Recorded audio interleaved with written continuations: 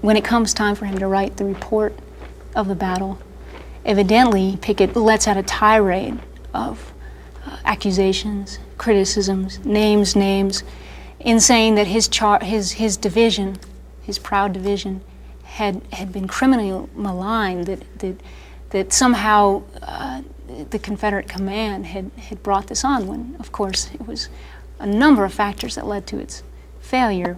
But Pickett couldn't separate himself personally from the failure of the charge. And Lee, when he receives this report, feels that he just can have this officially let in the open. It would just pour salt, so to speak, on the wounds of this army that's trying to return to Virginia and regroup. And he says to Pickett to destroy it and to write a new one. And Pickett refuses. There's rumors and stories that Pickett's report is kept in some trunk, that his wife kept it, but it's never surfaced.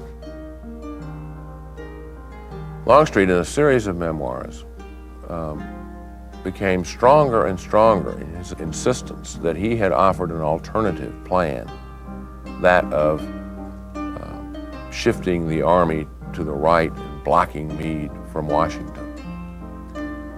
He also became stronger and stronger in his insistence that he was not at fault for anything that had happened that third day.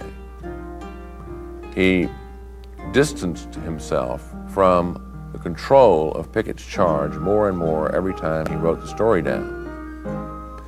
He insisted that he did not involve the other divisions which he commanded, in this case the divisions of Hood and McLaws, because they were necessary to defend the Confederate right against those Federals who still were on the Round Tops, Big Round Top and Little Round Top.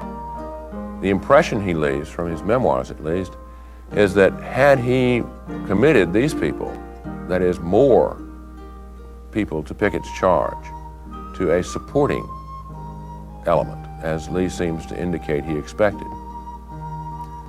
if he committed more people, that the Federals would have stormed down from the Round Tops and would have crushed the Confederate right. What this says to me is that Longstreet must have had the authority, and it was certainly Lee's leadership style to give that authority, to involve whomever he wanted in Pickett's charge. And so the decision to limit the charge to 12 to 15,000, which is an enormous number of men, but to limit it to that and not to send in massive supporting columns, must have been Longstreet's. The failure of the charge had little to do with George Pickett. It wasn't his plan. He didn't do more than align his brigades and give them the orders to march. He did direct things from behind the lines, but really Longstreet and Lee were the ones that should get more of the responsibility, and Lee did accept and did admit to the failure of the charge, but it didn't matter much to Pickett.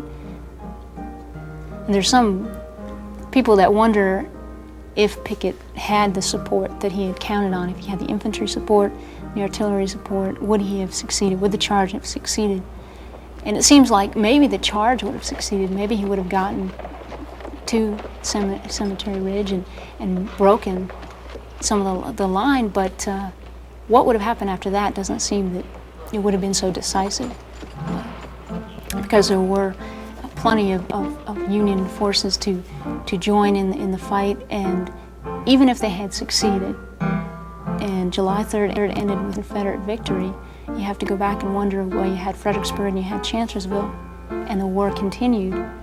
What would have happened? Would it have ended the war? Would Meade's army be destroyed?